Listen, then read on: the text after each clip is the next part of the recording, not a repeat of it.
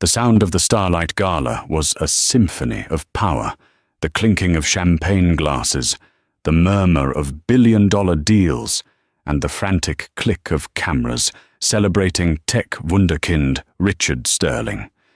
He stood at the center of it all, his arm wrapped possessively around a starlet in a dress the color of liquid fire. This was his triumph. But then the symphony hit a discordant note. Gasps silenced the crowd as it parted like the Red Sea. And there she was, his wife Catherine, 7 months pregnant and glowing with a cold, beautiful fury. And on her arm, Dominic Knight, the one man whose power eclipsed Richard's tenfold. This wasn't a confrontation. This was a declaration of war. The silence in the Fifth Avenue penthouse was a physical entity. It was a heavy, suffocating blanket woven from threads of unspoken resentments and polished marble. Catherine Sterling moved through the cavernous rooms, her hand resting protectively on the gentle curve of her stomach, where their son, their first child, was growing.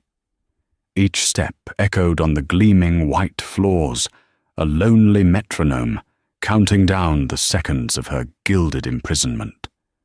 This home, once a symbol of their shared dreams, had become a mausoleum for a dying marriage. Richard, her husband, was a ghost in their life, long before he started sleeping in another woman's bed. He was a creature of ambition, fueled by caffeine accolades and the relentless pursuit of more. Sterling Innovations, his tech empire built on a foundation of Catherine's own early career coding and market analysis, was his true spouse. Catherine and their unborn child were merely decorative accessories, proof of a life well lived for the covers of Forbes and Fortune. The distance had started as a crack and had now become a chasm. It began with late nights at the office, which she'd understood. Then came the business trips, over weekends, the scent of a strange, cloyingly sweet perfume on his suits, and the chilling way he'd started looking through her, his eyes as vacant and reflective as the black screen of his phone. Tonight was the pinnacle of his career, the annual Starlight Gala, a charity event that was in reality a coronation. It was a celebration of Sterling Innovations' latest triumph, a revolutionary AI integration that promised to double the company's valuation. It was supposed to be their night. He had approached her that morning, not with the warmth of a husband, but with the cool, detached air of a public relations manager handling a delicate problem. He stood by the floor-to-ceiling windows, a silhouette against the New York skyline, all sharp angles and expensive tailoring. Catherine. He began, the name sounding foreign on his tongue. About the gala tonight. She turned from the small, half-finished nursery, a tiny pair of knitted booties in her hand. Yes, I was just deciding between the Navy Galliano or the Silver Valentino. The silver has a bit more room. She offered a small, hopeful smile. Richard didn't return it. He adjusted his platinum cufflinks, a nervous tic he'd developed. I don't think you should come. The booties felt heavy in her hand. What, Richard? It's the Starlight Gala. We've been planning this for months. It's our celebration. It's my celebration. He corrected the words, sharp and precise. And you? You're not looking your best. It's a long night. All the standing the cameras. It wouldn't be good for you. Or the baby. He'd weaponized her pregnancy, using the very thing that should have bound them closer as a tool of exclusion. I feel perfectly fine, she said, her voice trembling slightly. My doctor says I'm in excellent health. I want to be there to support you. Your support is noted, he said dismissively. But my decision is final. The press will be like sharks. I need to be focused on my game. I can't be worried about you fainting or needing to sit down every 5 minutes. It will look weak. It will look weak. The word struck her with the force of a physical blow. He wasn't concerned for her health. He was concerned about his image. A heavily pregnant wife was not the sleek, dynamic accessory he wanted on his arm tonight. She was an inconvenience, a liability. "So you'll go alone?" she asked, her voice barely a whisper. "I won't be alone. My team will be there. The board will be there," he said, walking towards the door, already mentally checked out of the conversation. "Just rest. Order in whatever you like. We'll celebrate properly when I get home." It was a lie, and they both knew it. He wouldn't be coming home not until the early hours of the morning, smelling of champagne and that same sickly sweet perfume. The door clicked shut behind him, and the silence rushed back in, louder and more profound than before. Catherine stood frozen in the nursery for a long time, the skyline blurring through the tears that finally fell. She looked around at the world she had helped build. The initial seed money for Sterling Innovations had come from her inheritance. The foundational algorithms had been based on her postgraduate thesis. She had been his partner, in every sense of the word, his confidant, his strategist, his cheerleader. And now, at the peak of their shared success, she had been discarded, demoted from partner to problem. She walked back into their master bedroom, a space of cold, minimalist design that Richard had commissioned. It felt like a luxury hotel suite, impersonal and transient. On his valet stand, next to his diamond-encrusted watch, sat a small velvet box from Cartier. It wasn't for her. Her birthday had passed 2 months ago, unceremoniously marked by a floral delivery and a text message. Her heart hammered against her ribs, a frantic bird trapped in a cage of bone. With shaking fingers, she opened the box. Inside, nestled on a bed of white satin, was a delicate diamond necklace. It was the Trinity design, 3 intertwined bands of gold. It was breathtakingly beautiful. And hanging from the clasp was a small, almost microscopic tag. It was a gift receipt, tucked away carelessly.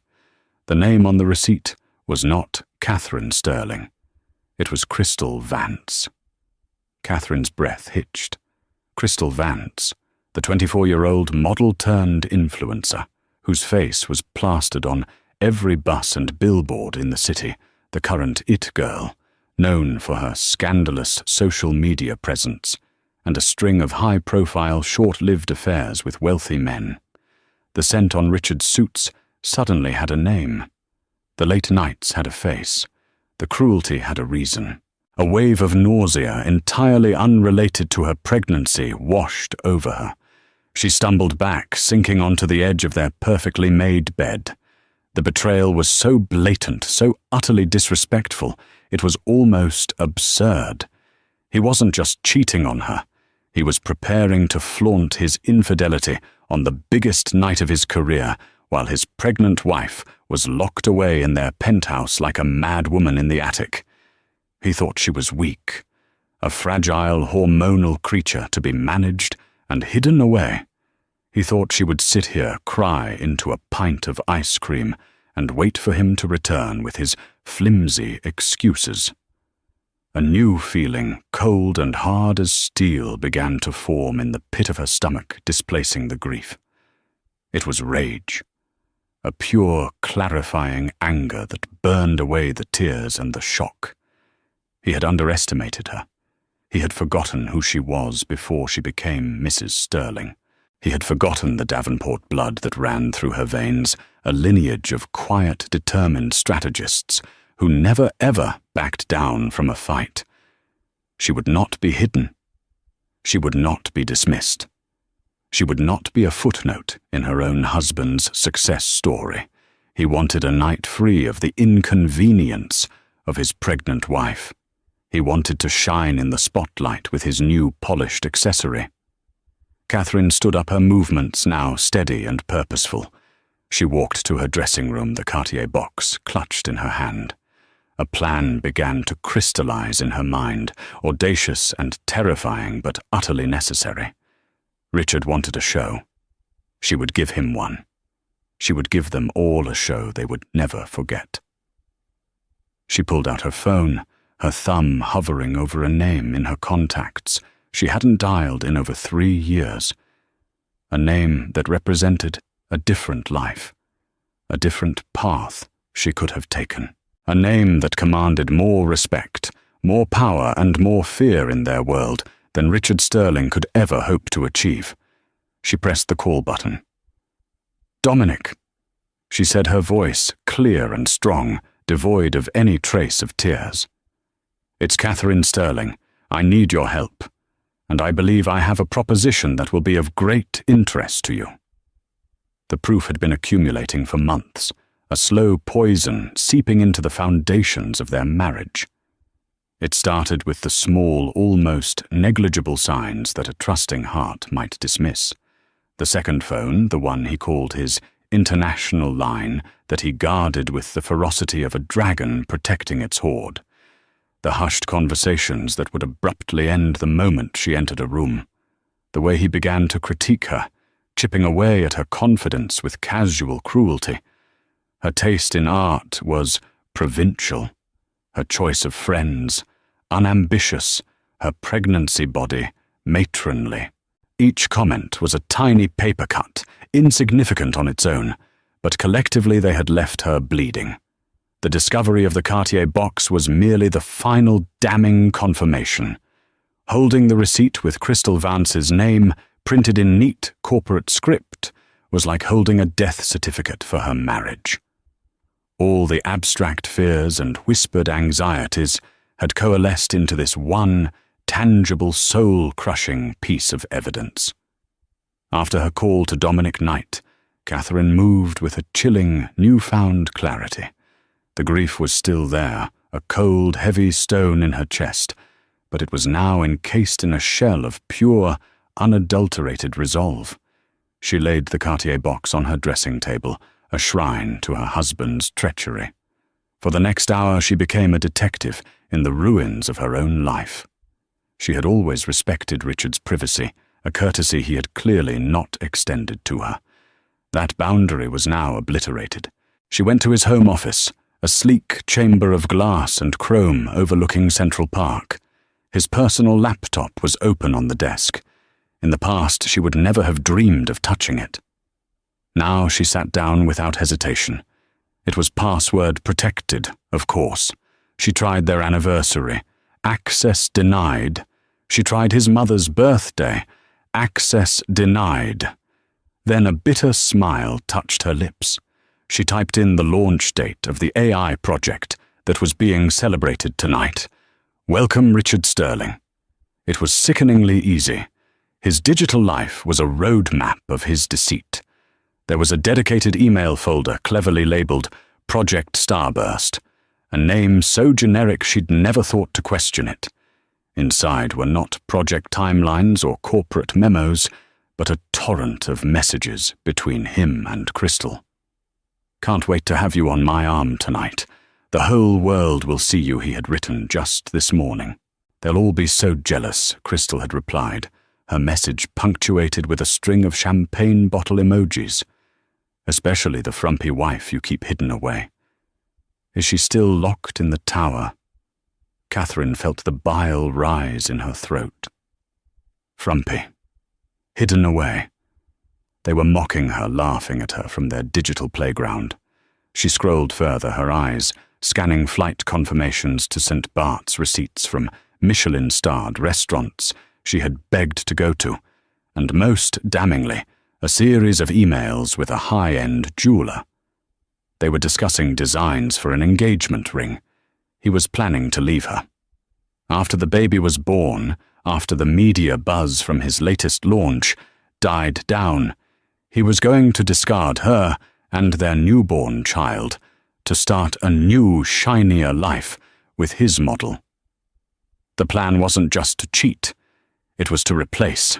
She dug deeper, her mind, once celebrated, for its ability to find patterns in complex data sets, now sifting through the wreckage of her personal life. She found financial statements. A new folder on a shared drive, this one password, protected with a strength Richard usually reserved for corporate secrets. But Richard was arrogant, and his arrogance made him predictable. The password was Crystal is Queen 2025. Inside was the final betrayal. He had been siphoning funds from a joint account, the one funded by her inheritance, into a new private trust. The beneficiary, Crystal Vance. He was using Catherine's family money to build a future for her replacement. He was not just breaking her heart. He was robbing her blind. The sheer audacity of it all was breathtaking. He had woven a web of lies, so thick and so comprehensive that he believed himself untouchable. He believed she was too preoccupied with her pregnancy, too emotionally fragile, too stupid to ever uncover the truth. She methodically downloaded everything. The emails, the financial records, the travel itineraries. She saved them to a small encrypted flash drive that she kept on her keychain, a relic from her old life in cybersecurity. Knowledge was power, and she was now armed with an arsenal. This evidence changed everything. Her initial plan to simply show up at the gala and embarrass him now seemed naive, insufficient. This wasn't just a marital squabble. It was a calculated campaign of emotional and financial warfare. He had declared war on her, and she would respond in kind. This was why her call to Dominic Knight was so crucial. Dominic wasn't just a powerful man. He was Richard's primary business rival. Knight Enterprises and Sterling Innovations were the two titans of the tech industry, constantly vying for market share, talent, and prestige. But their rivalry was more than professional. There was a personal animosity there, rooted in a deal years ago, where Richard had publicly and unscrupulously poached a key team from Dominic's R&D division. Dominic Knight was a man who never forgot a slight. Her history with Dominic was purely professional, but profound. 3 years before she met Richard Catherine, then Catherine Davenport was a rising star in data analytics. Knight Enterprises had commissioned her consulting firm for a high-stakes predictive market analysis. She had worked directly with Dominic for 6 intense weeks. He was brilliant, demanding, and possessed an integrity she had found both intimidating and deeply admirable. He had seen her talent, truly seen it in a way Richard never had. He'd offered her a senior position at his company, a golden opportunity. She had turned it down. A week later, she met Richard at a tech conference. He was charming, visionary, and relentless in his pursuit of her. He had swept her off her feet, convincing her that their partnership, both personal and professional, would change the world. She had chosen love, or what she thought was love, over the career path Dominic had offered. A part of her had always wondered, what if now that choice felt like the greatest mistake of her life? When she had called him, his initial response was one of polite, professional concern. But as she laid out the situation, not as a scorned wife, but as a strategic asset, the tone of the conversation shifted. "He's using my inheritance to fund his mistress and hiding assets," she had stated, her voice devoid of self-pity. But more importantly, Richard's new AI integration, the one he's celebrating tonight, has a critical flaw. A backdoor vulnerability I warned him about in the initial design phase. He ignored me, said it was an acceptable risk to push the launch forward. There was a pause on the other end of the line. She could almost hear the gears turning in Dominic's formidable brain. "Go on," he said, his voice now sharp with interest. "He's over-leveraged the company to fund this launch." She continued, pacing the length of the vast living room. "He's counting on a flawless rollout to secure the next round of funding. If news of this vulnerability were to get out, especially from a credible source, his stock would plummet before the markets even open tomorrow. He'd be ruined." "And you are that credible source," Dominic finished for her. "You have the original design documents you authored." "I do," she confirmed. "I want to be there tonight, Dominic. I will not be the woman he hides. But if I go alone, I'm a tragic figure, a victim.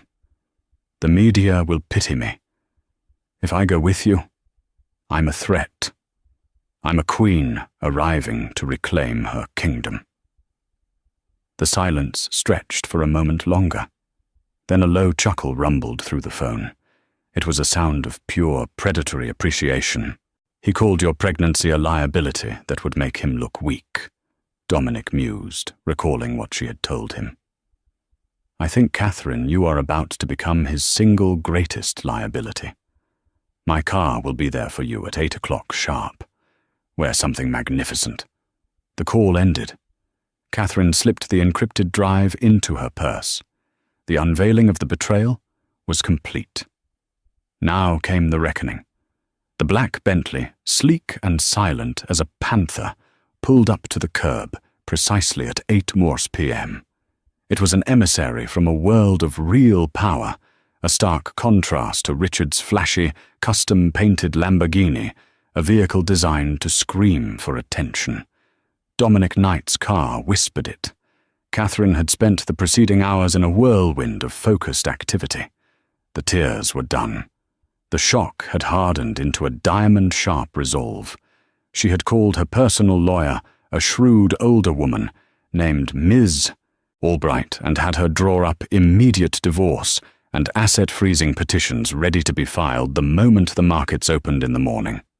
Every document she had downloaded from Richard's computer was now securely in her lawyer's possession. Then she had turned her attention to her own transformation.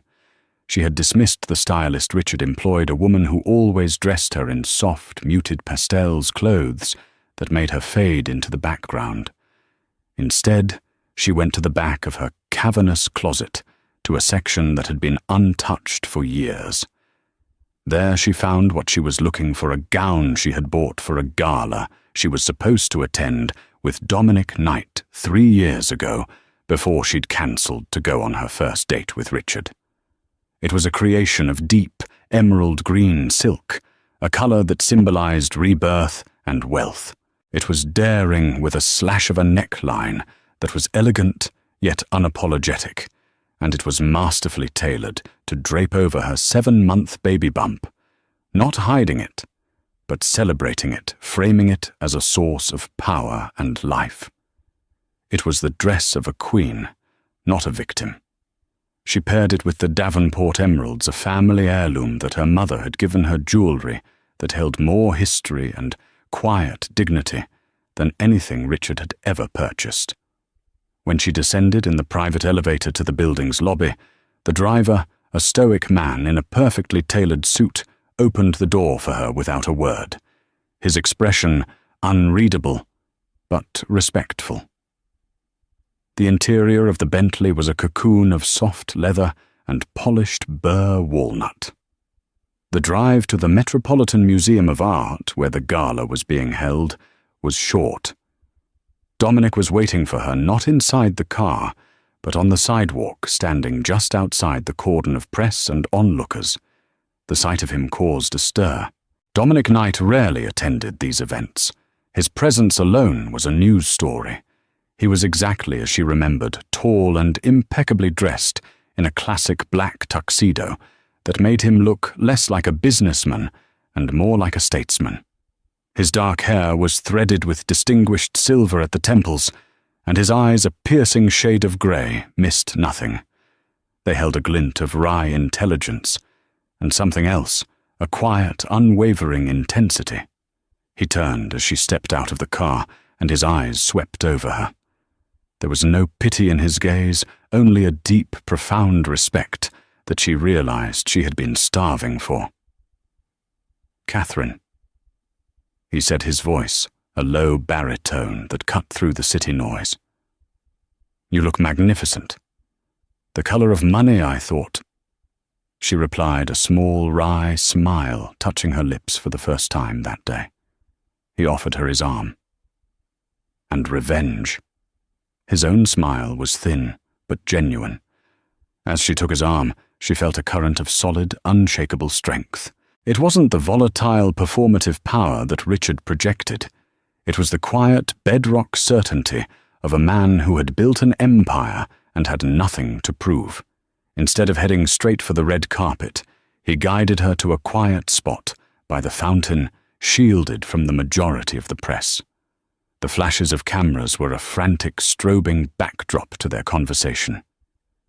"Are you ready for this?" he asked, his grey eyes searching hers. "Once we walk up those steps, there is no going back. The story will be written by them." He gestured towards the media scrum. "And we can only guide the narrative, not control it." "I am more than ready," Catherine said, her voice steady. "He made this public, not me. He chose this venue to humiliate me. He is the one who will have to live with the consequences of his own arrogance." "Good." Dominic nodded, a flicker of approval in his eyes. "My team is in place. I have 2 of the most influential business columnists from the Wall Street Journal and the Financial Times at my table. When you give the signal, I'll make sure they are listening." "The signal?" she asked. "Yes. Richard will undoubtedly cause a scene. He is a narcissist, and narcissists cannot stand to have their spotlight stolen. He will approach you. When he does, I want you to say one thing. Ask him, is Project Starburst secure? That's all. I will handle the rest." Project Starburst, the name of the email folder where he kept his love letters to his mistress. It was a perfect coded strike. To any outsider it would sound like a concerned business question. To Richard it would be a clear, unmistakable message: I know everything. "And the information about the backdoor vulnerability?" she asked.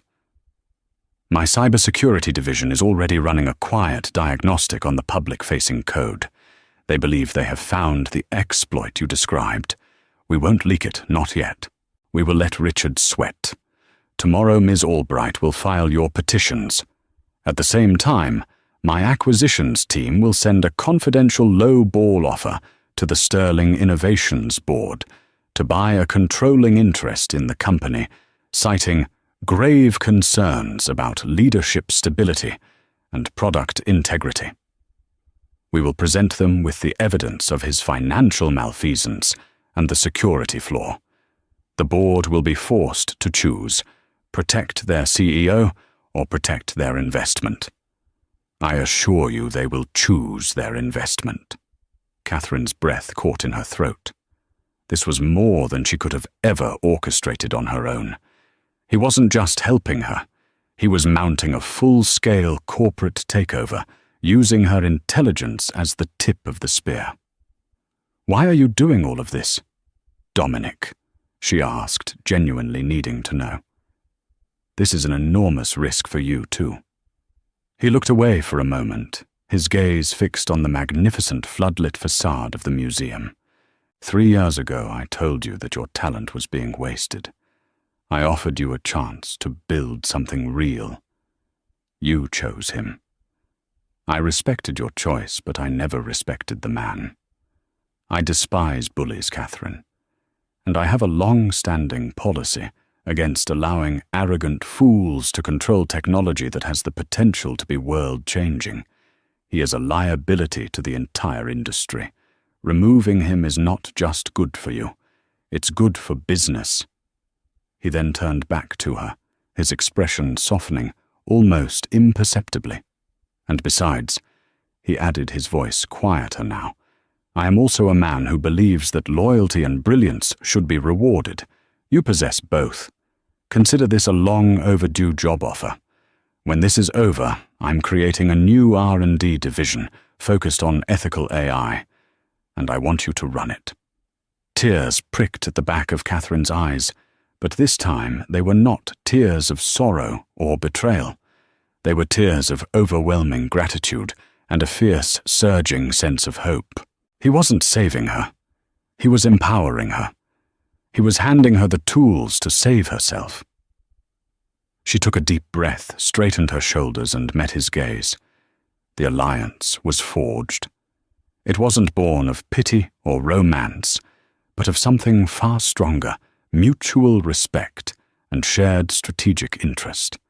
It was an alliance forged in the cold, hard steel of the corporate world. "I accept," she said simply. Dominic Knight smiled a true, confident smile that reached his eyes. "I thought you might." "Now," he said, tucking her arm more securely in his.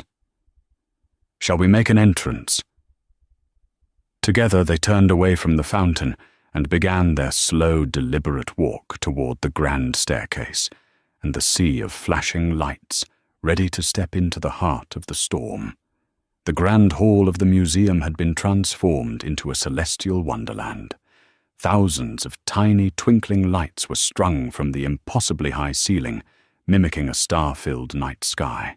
Towering arrangements of white orchids and delphiniums stood like spectral sentinels between tables draped in silver linen. The air was thick with the scent of expensive perfume and the low, constant hum of 100 conversations, the sound of power and money schmoozing.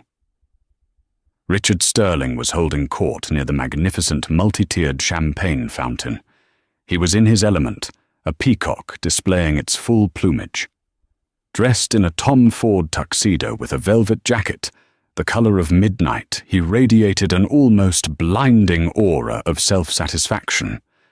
On his arm, Crystal Vance was a vision in fire engine red. The slinky, backless dress clung to her surgically perfected figure, and the Trinity necklace, Catherine's necklace, sparkled at her throat, a beacon of their shared treachery. They were the undisputed center of attention. Richard's booming laugh echoed through the hall as he accepted congratulations from fawning investors and nervous competitors. Crystal, meanwhile, played her part to perfection. She gazed up at him with doe-eyed adoration, laughed a little too loudly at his jokes, and posed for the roving photographers with a practiced predatory pout. She was not a guest. She was a statement, a living, breathing trophy that screamed of Richard's virility and success. The whispers followed them everywhere. "Is that Crystal Vance? I thought she was in Ibiza?" A woman with a severe facelift murmured to her companion behind a feathered fan. "Sterling actually did it. He brought his mistress to the gala," a portly banking executive whispered to his colleague. "His wife is due any day now, isn't she? The man has balls of solid brass." "Or a brain of solid rock," the colleague retorted, shaking his head. "This is career suicide. What is he thinking?" But Richard heard none of it, or if he did, he interpreted the shock as admiration. He was high on his own success, insulated by a fortress of ego. He believed he was rewriting the rules that his genius in the boardroom exempted him from the common decencies of life. He clinked his champagne flute against Crystal's. "To us?" he said, his voice low and intimate, loud enough only for her to hear. "The new power couple." "And to leaving the past in the past," she purred, her eyes flicking around the room, cataloguing the designer gowns and priceless jewelry, already seeing them as her own. She felt a thrill of victory. She had won. She had supplanted the quiet, intellectual wife. She was the one standing here in the spotlight beside the man of the hour. The announcement of his keynote address was imminent. The CEO of the museum's board of trustees was already walking towards the stage, preparing to introduce him. This was the crescendo of Richard's evening, the moment he would cement his legacy as a visionary, a titan, a king. And then it happened. A subtle shift in the room's energy, a change in the atmospheric pressure. It started near the grand entrance. A few heads turned, then a few more. The low hum of conversation faltered. A single audible gasp cut through the air. The whispers that had been trailing Richard and Crystal suddenly changed direction, coalescing into a tidal wave of shocked murmurs that rolled through the grand hall. The crowd began to part. Not with the grudging deference given to a celebrity, but with the stunned, almost reverent awe usually reserved for royalty. Richard felt the shift immediately. The invisible spotlight that had been warming his face was suddenly gone, drawn away by a more powerful magnetic force. He turned his brow furrowed in annoyance. Who would dare upstage him on his night? What he saw made the champagne in his stomach turn to ice. There, framed by the magnificent archway, was Catherine. She was not the woman he had left that morning, the pale, tear-streaked wife in a cashmere robe. This was a different creature entirely. The emerald green of her gown was so vibrant, it seemed to draw all the light in the room towards it. The Davenport emeralds at her throat and ears glittered with a cold, aristocratic fire. Her pregnancy, which he had deemed a flaw, was presented as a majestic centerpiece, a symbol of undeniable power and continuity. Her hair was swept up in an elegant chignon, and her makeup was flawless, highlighting the defiant strength in her eyes and the resolute set of her jaw. She was breathtaking. She was terrifying, and she was not alone. On her arm was Dominic Knight. If Catherine's appearance was a shock, Dominic's was a cataclysm. The room fell into a stunned, almost complete silence. Photographers who had been swarming Richard and Crystal just moments before practically trampled each other as they scrambled backwards, their lenses swiveling to capture this impossible, electrifying new development. The flashbulbs erupted in a frantic, blinding volley. Dominic Knight, the reclusive billionaire, the undisputed emperor of the tech world at a gala celebrating his chief rival, and with his rival's pregnant wife on his arm. It was a scenario so scandalous, so pregnant with meaning, that no one could process it. The whispers erupted anew, no longer quiet, but urgent and frenzied. My God, is that Dominic Knight? With Catherine Sterling, what is going on? Did you see the look on Richard's face? He looks like he's seen a ghost. This is better than the opera. Crystal's perfectly manicured hand tightened on Richard's arm. Richard, what is she doing here? And why is she with him? She hissed, her voice a venomous whisper. The adoration in her eyes had been replaced by a raw, naked panic. Her victory suddenly felt hollow, premature. She was a cheap firework next to a supernova. Richard couldn't answer. He couldn't move. His mind was struggling to compute the scene before him. Catherine, who was supposed to be at home crying, here, looking like a warrior queen. And Dominic Knight, his nemesis, looking as smug and immovable as a mountain. It didn't make sense. The carefully constructed script for his perfect night had just been set on fire. He watched, paralyzed, as Catherine and Dominic began to move through the room. They didn't rush. They glided. Dominic nodded curtly to a few stunned acquaintances, but his attention was entirely on Catherine, guiding her with a gentle but firm hand on the small of her back. They were a portrait of unity and strength. Every eye in the room followed them, a silent, captivated audience to a drama that was unfolding in real time. They weren't heading for a secluded corner. They were heading directly for the main stage for the table of honor, right at the front, Richard's table. The Gala of Whispers had found its climax, and the entire glittering, powerful world of New York society held its breath, waiting for the inevitable collision. The journey across the Grand Hall was the longest walk of Catherine's life. With each step, she could feel the weight of hundreds of pairs of eyes on her. The air crackled with unspoken questions. She kept her chin high, her gaze fixed forward, focusing on the rhythmic tap of her heels against the polished floor. Dominic's hand was a warm, steady presence at her back, a silent anchor in the swirling vortex of gossip and speculation. She did not look at Richard, not yet. She denied him that power. Instead, she allowed her gaze to sweep across the room, meeting the eyes of people she knew. She saw surprise, confusion, and in the eyes of a few women she'd once considered friends, a flicker of something that looked like admiration. They had all seen her slow erasure from Richard's life. They had whispered about it at charity luncheons and spa days. Tonight they were witnessing her resurrection. As they approached the head table, the small circle of Sterling Innovations board members and their wives fell silent, their smiles frozen on their faces. They looked from Richard to Catherine, and back again, their expressions a mixture of horror and morbid curiosity. Richard finally found his voice, a choked, strangled thing. "Catherine, what the hell are you doing here?" He moved to intercept them, his body physically blocking their path to the table.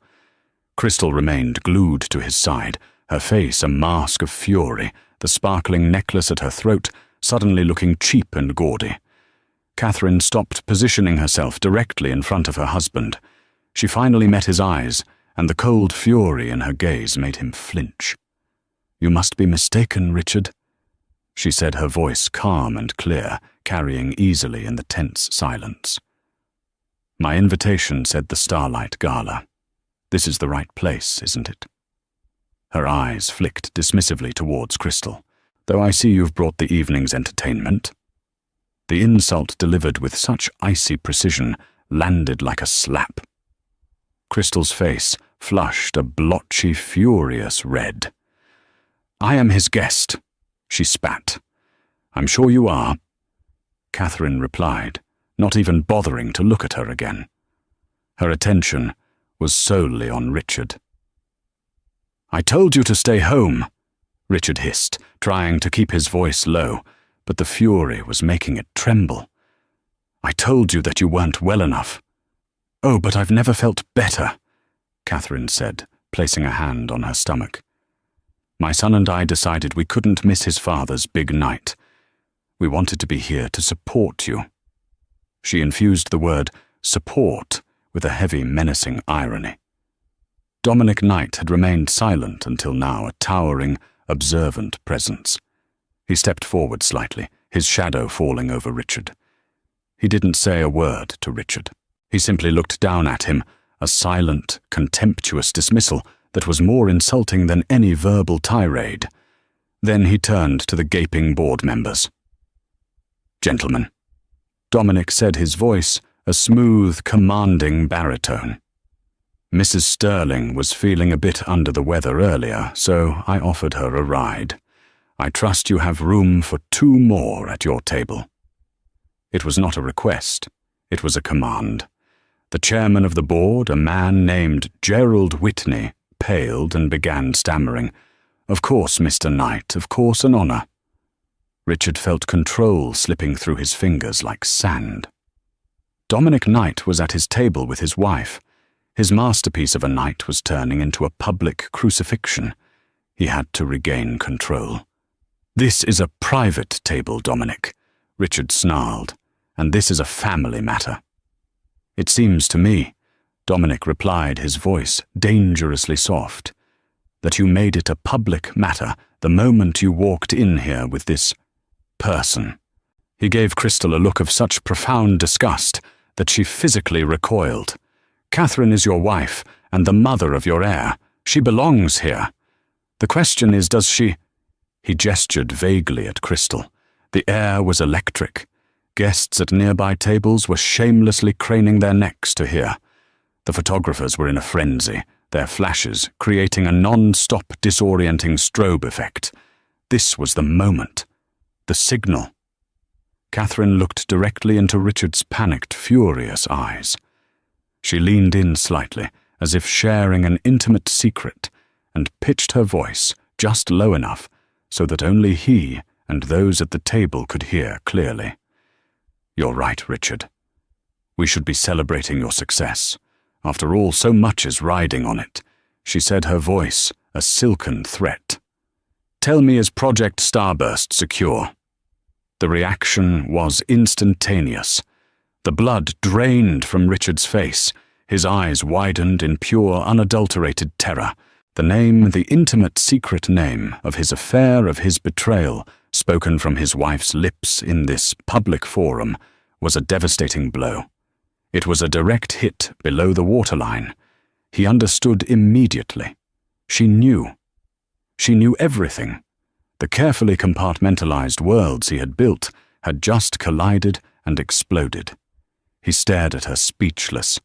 All the bluster, all the arrogance evaporated, leaving behind a hollowed-out man in a state of shock. Dominic Knight saw his opening. He turned to Gerald Whitney, the board chairman, and the two business columnists he had invited to his table, who had now conveniently drifted closer to the unfolding drama. "Richard looks a bit shaken," Dominic observed conversationally, a predator toying with its prey. "He's put everything on the line for this new launch. An admirable risk. But I've been hearing some whispers on the street, concerns about product integrity. If something were to go wrong, if there was a vulnerability, for example, the fallout would be catastrophic for his investors, wouldn't it?" Gerald Whitney began to sweat profusely. The coded language was clear. Dominic Knight, the most powerful man in their industry, was publicly questioning the viability of Richard's flagship product, right in front of the press and the board. Richard finally stammered, There are no vulnerabilities. The system is flawless." "Is it?" Catherine asked softly, her gaze unwavering. "Because I seem to recall a conversation we had about a potential backdoor in the primary authentication algorithm. I hope you fixed it. It would be a shame for everything you've built to be so insecure." She had just confirmed it. The wife, the co-founder, the woman who had written the original code, was backing up Dominic's whispers. It was no longer a rumor. It was an insider threat. The grand entrance was complete. Catherine hadn't needed to scream or cause a scene. With just a few well-chosen words, she had eviscerated her husband's credibility, terrified his board, and planted a seed of doubt that would grow into a forest of financial panic. She had stolen his spotlight, not by being louder, but by being smarter. The announcer on stage, oblivious to the high-stakes drama, chose that exact moment to tap the microphone. "Ladies and gentlemen, if you could please take your seats. It is my great honor to introduce the man of the hour, the visionary CEO of Sterling Innovations, Mr. Richard Sterling." A smattering of confused applause rippled through the hall. Richard stood frozen, a deer in the headlights, the blood roaring in his ears. His big moment had arrived, but his kingdom was already crumbling around him. Richard Sterling's keynote address was a disaster. The confident, charismatic visionary the world expected was replaced by a stammering, sweating man who looked like he'd just witnessed his own funeral. He fumbled his notes, repeated himself, and his eyes kept darting nervously towards the head table, where Catherine sat, with an expression of serene composure, occasionally murmuring something to Dominic Knight that would make him nod gravely. Every word Richard spoke about security innovation and a flawless future was rendered meaningless by the scene unfolding before the audience. The power in the room had shifted so palpably it was almost a physical force. It no longer resided with the man on the stage. It sat at the table with his wife and his rival. The whispers during the speech were no longer about his affair, but about the stability of his company. "Did you hear what Knight said? Vulnerability?" And his wife confirmed it. "She was his original programmer, you know. My fund has a 9-figure position in Sterling Innovations. I need to call my broker. Now." By the time Richard finished his truncated speech to weak, uncertain applause, the damage was done. Several high-profile investors were already slipping out of the gala, their faces grim as they furiously typed on their phones. Richard stumbled back to the table, his face ashen. Crystal, who had been left standing awkwardly by the champagne fountain, rushed to his side. "Richard, do something," she hissed. "They're all looking at us. She's ruining everything." But Richard barely heard her. He stared at Catherine, his expression a toxic cocktail of hatred and fear. "You," he seethed. "You did this to ruin me." Catherine took a delicate sip of her water. "No, Richard," she said, her voice cool and even. "You did this to yourself. I'm just here to make sure the truth has a spotlight, too." Dominic Knight stood up a signal that their part in the evening was over. "Catherine, I believe we've seen enough. I'll have my driver take you home." He then looked down at Richard, his eyes glinting like chips of ice. "Enjoy what's left of your evening, Sterling. I suspect you have a busy day ahead of you tomorrow." With that, he and Catherine turned and walked away, leaving a crater of chaos in their wake. Their exit was as powerful as their entrance. They had not come to plead or to fight. They had come to deliver a message, and with their mission accomplished, they simply left. The moment they were gone, the table was descended upon by the two business columnists. "Mr. Sterling, can you comment on the security concerns raised by Mr. Knight? Is it true your wife, a co-founder, warned of a fatal flaw in your new AI?" Richard pushed past them, grabbing Crystal's arm and dragging her towards the exit. "No comment," he yelled, his composure completely shattered.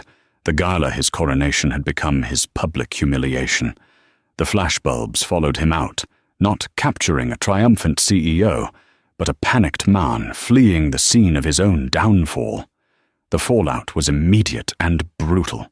The first pre-market trading indicators from the Asian markets showed Sterling Innovations stock in a nosedive. By the time the New York Stock Exchange opened at 9:30 a.m., it was a bloodbath.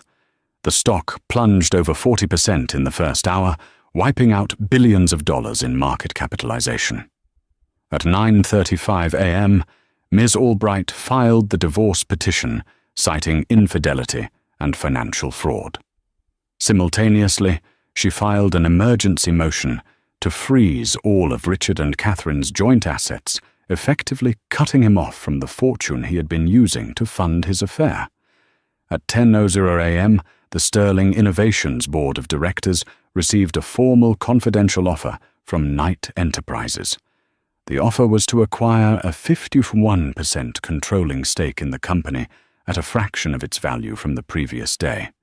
The offer was accompanied by a discreet but detailed dossier compiled by Dominic's team and featuring Catherine's evidence. It laid out Richard's embezzlement from joint accounts and provided a preliminary technical report on the backdoor vulnerability in the new AI system. The message was clear: your CEO is a fraud, and your flagship product is compromised. Your stock is in freefall. We are your only way out. Richard was in his office, frantically screaming at his PR team, when Gerald Whitney and two other board members walked in without knocking. Their faces were grim. "Richard, we need to talk," Gerald said, his voice heavy. "Talk. We need to issue a statement. We need to sue Knight for market manipulation. We need to destroy her." Richard raged, pacing like a caged animal. "No, Richard," Gerald said, placing the Knight Enterprises offer on his desk. "What we need is your resignation, effective immediately." Richard stared at the document, his mouth agape. "My resignation? This is my company. You can't do this." "We can and we are," another board member said coldly. "You have exposed this company to catastrophic financial and reputational risk. You lied to us about the integrity of the AI, and you have become a public relations nightmare. The board has held an emergency vote. We are accepting Mr. Knight's offer. It's the only way to stabilize the stock and save the company from complete collapse." The power play was complete. It had been executed with the swift, ruthless precision of a military strike. Catherine's inside knowledge, combined with Dominic's corporate power, had created an unstoppable force. Richard had been so focused on the personal betrayal that he had completely failed to see the professional checkmate until it was too late. He had been outmaneuvered at every turn. Later that day, a broken and defeated Richard returned to the Fifth Avenue penthouse to find the locks changed. A stoic security guard handed him a box containing a few personal effects and a legal notice informing him that he was barred from the premises pending the divorce settlement. He tried to call Crystal. Her phone went straight to voicemail. He checked her social media. Her feed, once filled with fawning pictures of him and his gifts, had been scrubbed clean. There was a new post, a picture of her at the airport captioned, "Off to new adventures, so important to cut toxic people out of your life. Self-care new beginnings." She had abandoned the sinking ship without a second thought, the Trinity necklace likely already in a pawn shop. Richard Sterling, the billionaire visionary, the man of the hour, was left with nothing. He stood alone on the sidewalk of Fifth Avenue, a pariah in a Tom Ford suit, staring up at the home he could no longer enter, his empire and his life utterly and irrevocably destroyed. 6 months later, Catherine Davenport stood in her corner office at Knight Enterprises, watching the first snow of winter dust the skyline. She was no longer Catherine Sterling, the billionaire's wife. She was the director of the new Ethical AI Development Division, a title earned through sheer brilliance. In a quiet corner, her son Daniel slept peacefully in his bassinet, a symbol of her new beginning. The past half-year had been a whirlwind of methodical reconstruction. Her division was already making waves, turning the very vulnerability Richard had ignored into a revolutionary security protocol. She had transformed a weapon used against her into a shield for the world. The divorce had been swift and final. Faced with irrefutable proof of his fraud, Richard was left a disgraced cautionary tale, his attempts to launch a new firm failing spectacularly, as no investor would touch him. Crystal Vance had vanished just as quickly, her social media showing a new life in Dubai, forever chasing the next fortune. A soft knock on the door brought Dominic Knight into the room, holding 2 cups of coffee. Their partnership had settled into one of deep mutual respect. "I saw the news about Richard's firm," he said, gently handing her a cup. "He built his empire on a foundation of lies. It was always going to collapse." Catherine nodded, gazing at her sleeping son. "Some people never learn that trust, once broken, can't be bought back." She turned to Dominic, her expression sincere. "Thank you for everything, for believing in me." He met her gaze, his own eyes filled with admiration. "Catherine, I didn't save you. I just opened the door. You were the one who had the courage to walk through it, to build all of this." She smiled, a genuine, radiant smile that reached her eyes. She looked from Daniel's peaceful face to the sprawling city outside a city that was once her prison and was now her kingdom. The future was unwritten, but for the first time in a very long time, she knew with absolute certainty that she was the one holding the pen. So what's the real takeaway from Catherine's incredible story? It's a harsh reminder that in the world of the ultra-wealthy, love and business can become a brutal battleground, and a public image is a weapon that can be turned against you in a heartbeat. Catherine didn't just get revenge, she executed a flawless corporate and personal coup. She proved that the greatest power isn't money or fame, but intelligence, strategy, and the courage to reclaim your own narrative. She turned her deepest wound into her greatest victory, reminding us all that the person you underestimate is often the one you should fear the most. Do you think Richard got what he deserved? What would you have done in Catherine's position? Let us know your thoughts in the comments below. If you were on the edge of your seat through this whole saga, make sure to hit that like button. Share this story with someone who loves a tale of epic payback, and please subscribe to our channel for more real-life dramas that are wilder than any movie. Click that notification bell so you never miss an update.